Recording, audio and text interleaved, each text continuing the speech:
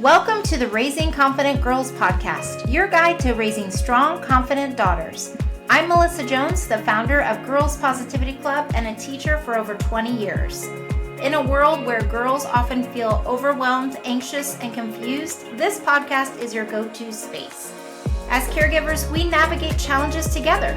I founded Girls Positivity Club to provide a place where you belong and get the tools to face today's hurdles. Consider this your regular check-in with a trusted friend, offering insights and practical tips for meaningful conversations. I'm here to help you feel confident on this journey of raising a generation of empowered girls. Let's dive in and raise those confident girls together. Hi, I'm Melissa, helping raise a generation of confident girls. Welcome to today's episode that is all about challenges. So, I wanted to focus on a common challenge that girls tell me comes up with parenting, and that is parents forcing conversations. So we all want to be connected to our daughters. We all want to have conversations with them, check in, or our nieces or the other important girls in our lives. And I think that sometimes we are overlooking one important question to think about as we just check in with them on their daily lives, or we want to have deeper conversations. And that is, are you open? This question is so very important, and let me tell you why. I remember when I was growing up really vividly, my parents wanting to have a talk. And this immediately set off alarms in my brain. I would scan and think about, like, am I in trouble? What did I do? Like, what could this be about? And I would just think about all these things.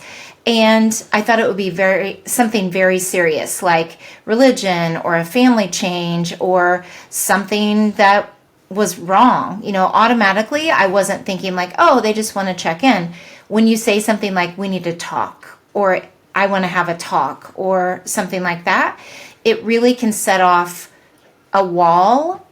It's like a garage door, right? The garage door goes down. It can almost set off like that closing of a door for especially middle school age girls and high school and even elementary, but especially I hear this from the girls I work with in middle school.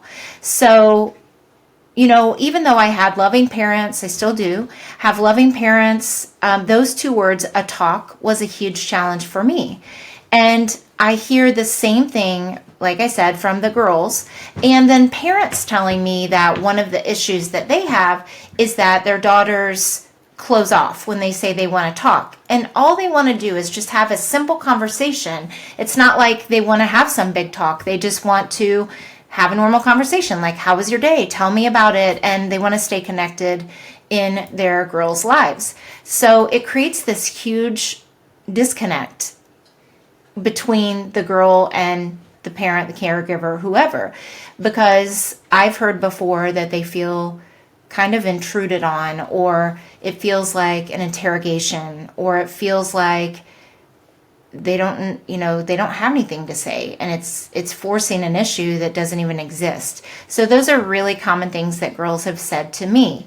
So when I hear that from girls, that it felt awkward or it wasn't the best timing for them, I think about the main problem in not asking, are you open? Are you open to a conversation? Is a very powerful phrase, and it also puts the power in their hand. Now, I do also understand that there are some conversations that can't wait, and there are those times, but I'm just talking in general. When you have the ability to just judge based on their body language, based on the timing, and just everything you know about your daughter or the girl in your life, you have to decide, is it worth me pushing this? And from my own experience as a parent of a teenager, as a teacher, as working with girls for over 23 years, now 25 years, what I've learned is that are you open changes everything. And even though we don't always verbalize it, just being aware of, okay, is this a good time? And believe me, I've made lots of mistakes. I've still forced a conversation. I have continued to talk and ignored the signs of the body language that they did not, or their verbal language, like they did not want to talk. So this is coming from a place of, yes, I get it. I've been there. And what I'd like to do is give you some ideas and give you some tools and some things to think about the next time you want to have simply a check-in conversation or have a deeper conversation with the girl in your life. So here are some things that I want you to think about and that I think are really important. And this is through my experience as a parent, as a teacher, and working with girls all the time. The timing, setting, and approach make a huge difference. So what this means is the timing, for example. Know your daughter. If your daughter is a person who comes home from school and needs a breather, she isn't super talkative or gets in the car and she's just like quiet and just needs time to process, then be aware of that. You know when your daughter tends to be more open to conversations, or your niece or whoever it is. And by forcing it at a certain time that's more convenient for you, it could be setting you up for an added challenge to connecting with her, to building trust with her, and also to checking in and finding out like if they're okay and if there's a way that you can support them. So those are the things that are important. When would she be more open to talk? So whether this would be at bedtime, after an activity, in the morning, it just depends on your daughter, and you have to know that about her. And then the next thing is the setting. Where is it that she tends to be more open? So one thing that was a little bit just funny that I noticed as my child was growing up is that he tended to be more open when he was younger in the bathroom. Now, I don't mean like him going to the bathroom. So when he was still young enough for bath time, there was something about the soothing nature of taking a bath for him. It was nice and warm and cozy. I would play in the bathtub with toys with him. This is when he was young. And it would always set up this opportunity to him talking to me. And this was at a very young age. So he would tell me about things that were funny at school or whatever, and he was just very open to that. So I'm not saying you have to, obviously it depends on the age of your child. If you have a very young child and you're still giving them baths, this could be a very soothing time for you to talk and just let it be natural. If you have an elementary aged or middle school or high school daughter, it just depends on where it feels most casual for her. So car rides are very powerful because you're sitting beside each other or they're in the back seat, and that movement of the car for some girls is very safe because they're not making direct eye contact with you. They're able to just flow that conversation. Now, if you have a girl who's in her phone a lot in the car ride or has anxiety in the car, I've heard that from moms before, not a good time. So again, you have to know, is it in the car after an activity? Is it at bedtime? Is it at bath time? So that all depends on trial and error, really. Just try it in different timings and settings and see what works.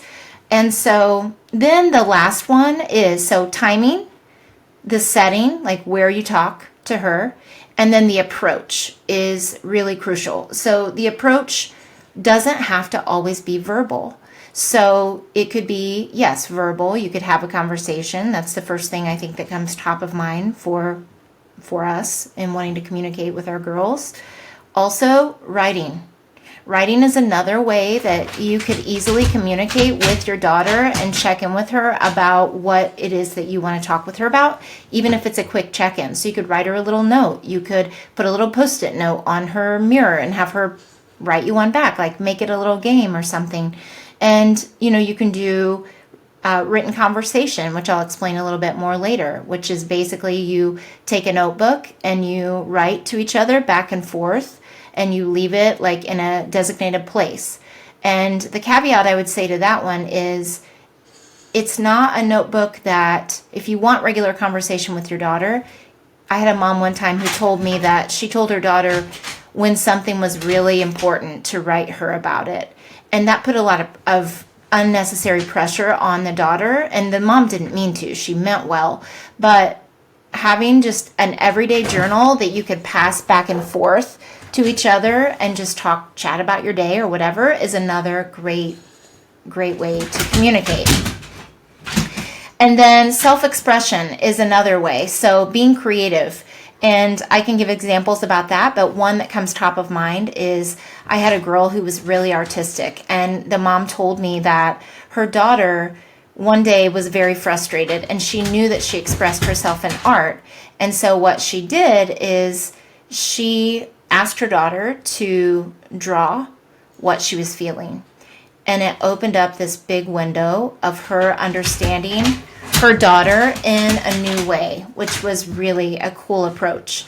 Same thing with Legos. If your daughter is into building things, build me something that shows whatever it would be, like, and I've had a girl do that before too. So building, like, what is friendship to you? Build that. I mean, I know it sounds a little strange, but if you have a girl who thinks that way and loves to be hands-on, it may not come straight away to you as an idea for her communicating. Now, I'm not talking about like take Legos and build your entire day, because no one has time to do that every single day, but just think outside the box a little bit about, what are ways that she does communicate, and what are some ways that we could incorporate that into our daily life so that we can stay connected.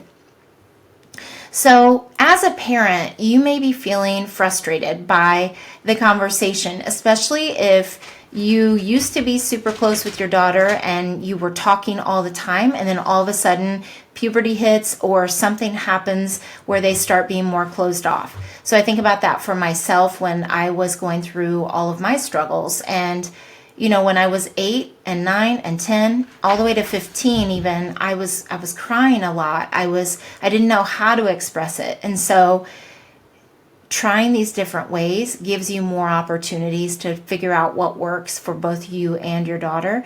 And also that would give her different options for communicating with you, because sometimes a conversation can feel intimidating at times.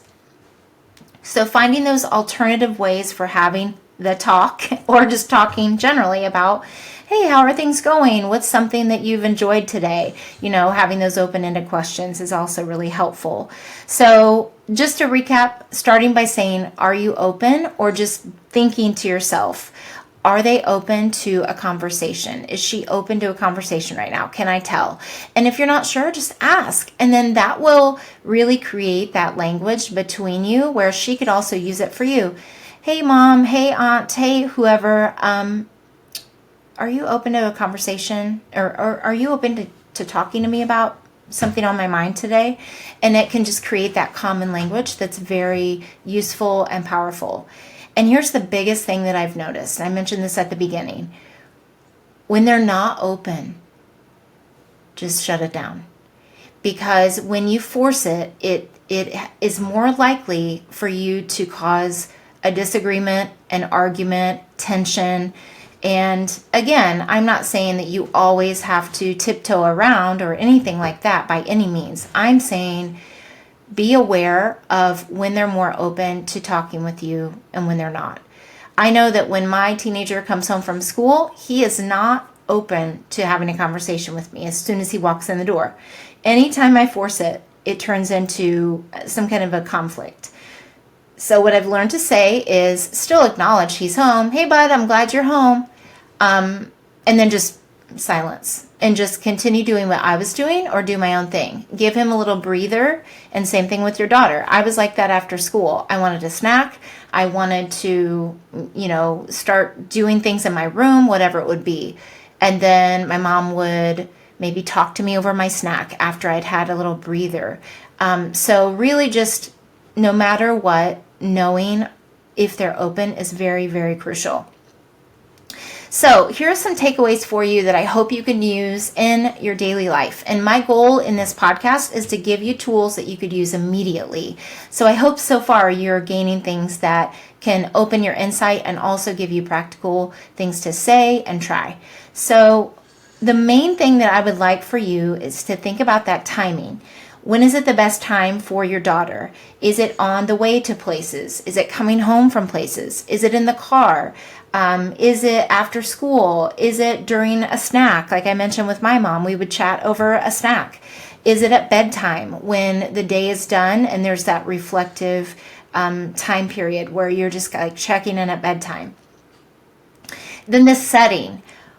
Is it outside on a walk? I've had some middle school parents recently tell me that going on a walk with their daughter, yes, even if it's cold or even if it's hot, no matter the temperature, it helps because there's something about getting out in the air. And I've experienced this with a lot of girls I've worked with, especially the ones I work one-on-one with.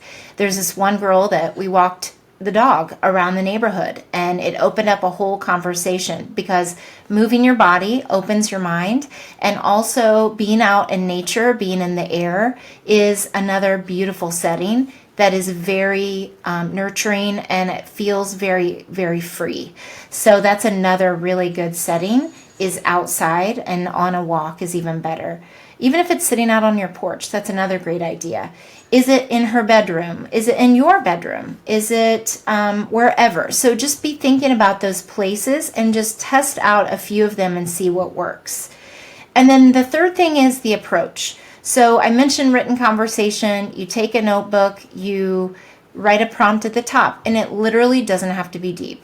And I know that I've done this with girls. I've done this with my son. I've tried it with all ages. I'm telling you, it works. So writing something like, how was my day? And then you write about your day. And then you say at the end, tell me something funny or something happy about your day. And so literally I just mentioned, I remember like I was describing my workout and I was talking about different things I did in the kitchen and then in my business and whatever.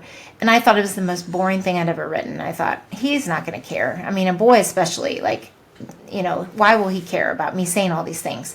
So then I put it on his pillow, and then we had had a conversation before. I was like, hey, this could be fun just to check in with each other. And I asked him a question on the next page. Tell me some great things that happened about your day. Very open-ended, very simple question. He wrote to me not only about his day and things that had happened that were like little things that I'd never even known, but he also wrote questions back to me or commented on what I had said. So I know in doing that with my son, with a boy, if he was onto it and he was open to it, and he's not a kid who likes to write. So I was like, wow, I've done this with girls lots of times, you know, girls that I work with and my small groups and my one-to-ones, all of it. And I knew it worked with them when they didn't necessarily want to open up about a big topic, but they did want to talk about it. And then we would just pass the paper back and forth. And then test it. I was like, I wonder if it would work with a boy too. And then I tried it. I was like, oh my gosh, this works. So we did it for a time period, and same thing with the girls. Like, we didn't do it every single session where we wrote to each other every time. It just was me checking in and saying, how would you like to talk today? Do you just want to have a conversation, or do you want to do some writing? And then that would really be a powerful way to put it back on her as far as like the choice. Other ways are role playing. So I have had lots of times where a girl will describe something that's happened at recess or at lunch with friends, with relationships with friends, and or siblings, you know, that are challenges. And so I'll have them like role play that other person and what they said or what they did and things like that. And then it gives you a view on their perspective and how they saw the situation, which is really good. And then I mentioned creative. Take some art supplies if they're not really open to talking, and just say, would you be open to creating something, drawing something about how you're feeling? And it can be abstract, it can be realistic, you know, depending on the age. Again, if you have a small child, I mean, they really know how to communicate in their drawings. And then you can just say something like, tell me about your drawing, and just keep it very open-ended, and then they describe it. Movement, I mentioned that. Going on a walk. playing catch. I've had a lot of conversations with girls outside with playing catch or swinging or whatever it would be, like being on a playground together. And it just naturally, again, opens up that conversation. Or even doing yoga together and then afterward, like having a chat. It just depends on what kind of movement would be right for you. I think walking is the easiest because everybody can go on a walk, no matter where you live. So that would be really good. And making this part of your check-in routine is just really important. If you just wait to talk to the girls in your life when it's something huge and crucial, then you're not in tune with where they're at with their lives and how they're feeling with things and what's going on with them. And then they learn to think that talking to you is like this big thing where they're going to have something, huge like I did to talk about. So if you just ask if they're open and then try these things, then it's really, really helpful. So I hope that this was helpful to you. I want you to think about how you could try one of these things in your life with one of the girls in your life. And I hope that it is helpful. I hope that it's easy.